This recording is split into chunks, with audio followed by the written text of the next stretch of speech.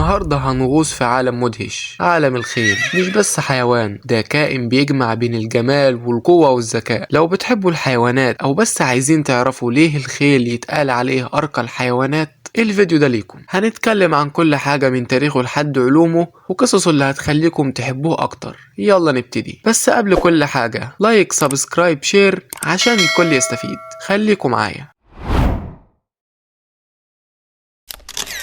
تخيلوا معايا خيل عربي أصيل بيجري في الصحراء، شعره بيطير مع الريح وعيونه فيها نظرة فخر وثقة. ده مش مشهد من فيلم، ده الخيل في الحقيقة. الخيل مش مجرد حيوان، ده رمز للحرية والشجاعة. من آلاف السنين كان شريك للإنسان في كل حاجة، الحروب والسفر وحتى العلاج النفسي. لو عايزين تعرفوا ازاي الخيل بيسرق قلوب الناس كملوا معايا عشان هناخدكم في رحلة ممتعة. بس قبل ما نغوص في التفاصيل خلونا الأول نفهم الصورة الكبيرة. يعني ايه خيل وايه اللي يخليه مميز كده؟ الخيل مش مجرد وسيلة نقل زي ما ناس كتير بتفكر، ده كائن عنده تاريخ طويل مع البشر، من ايام الفراعنة في مصر لما كانوا بيربوا الخيول العربية الأصيلة لحد دلوقتي في السباقات والمزارع. الخيل العربي خصوصا معروف بجماله، راسه الصغير وعنقه المنحني. بس اللي يخلي الخيل مميز مش شكله بس، ده شخصيته. الخيل بيفهمك، بيحس بيك وبيبقى صديقك. تخيلوا حيوان بيفتقرك بعد سنين طويلة ويحس لو انت زعلان، ده اللي بيخليه أرقى بكتير من الحيوانات. طيب كلام حلو، بس ايه اللي بيخلي الخيل بالذكاء والقوة دي؟ خلونا ندخل شوية في العلم عشان نفهم اكتر. علميا الخيل من الثدييات واسمه ايكوس كابالوس، مصمم زي ما يكون آلة دقيقة. دماغه كبيرة نسبيا مقارنة بحجمه، وده بيديله قدرة رهيبة على التعلم والتذكر. جهازه العصبي متطور وبيخليه يستجيب في ثواني لأي خطر أو إشارة. مثلا لو حس بحاجة مش طبيعية بيتصرف على طول، سواء يهرب أو يقاوم عضليا. الخيل قوته خيالية، عضلاته فيها ألياف سريعة الانقباض بتخليه يوصل لسرعات زي 60 و70 كيلو متر في السباقات. وقلب الخيل ده تحفة، بيضخ حوالي 75 لتر دم في الدقيقة لما بيجري عشان يغذي جسمه كله. طيب إذا كان الخيل ذكي كده، إزاي دماغه بتشتغل؟ خلونا نركز شوية على الجهاز العصبي ونشوف دوره في ذكاء الخيل.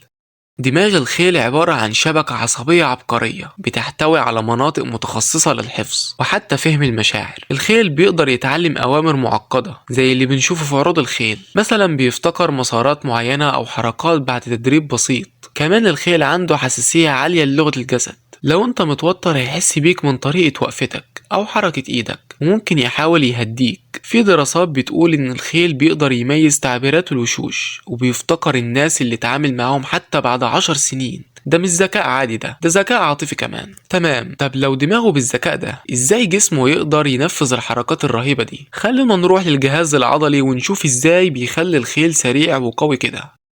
جسم الخيل زي ما يكون آلة رياضية. عضلاته متقسمة لنوعين، ألياف بطيئة بتديله التحمل عشان يمشي مسافات طويلة، وألياف سريعة بتخليه ينفجر بالسرعة في السباقات. عضلات رجليه الخلفية بتعمل زي النوابض، فبيقدر يقفز مسافات طويلة ويجري بقوة. مثلا في سباقات الخيل بيقدر يغطي 400 متر في أقل من 20 ثانية. قلب الخيل كمان عضلة خارقة، حجمه حوالي 1% من وزن جسمه وبيضخ دم بكفاءة عالية جدا. ده بيخليه يفضل في لياقته حتى لو جرى ساعات. عشان كده الخيل بيستخدم في رياضات زي القفز والفروسية، لأن جسمه فعلا مصمم للأداء العالي. طيب ده كلام علمي، بس في قصص حقيقية بتثبت إن الخيل فعلا بالقوة والذكاء. خلونا نسمع كام قصة هتخليكم تصدقوا أكتر. في دراسة حديثة في بريطانيا اكتشفوا إن الخيل بيقدر يميز بين الناس اللي بيتعاملوا كويس واللي بيتعاملوا وحش، وبيتعامل معاهم على أساس ده. يعني لو كنت كويس معاه هيفتكرك ويحبك طول العمر. القصص دي بتثبت إن الخيل مش بس ذكي وقوي، ده كمان وفي. بس الوفاء ده ظهر في ايه؟ خلونا نروح لدور الخيل في الحروب وازاي بقى علاج للنفسية.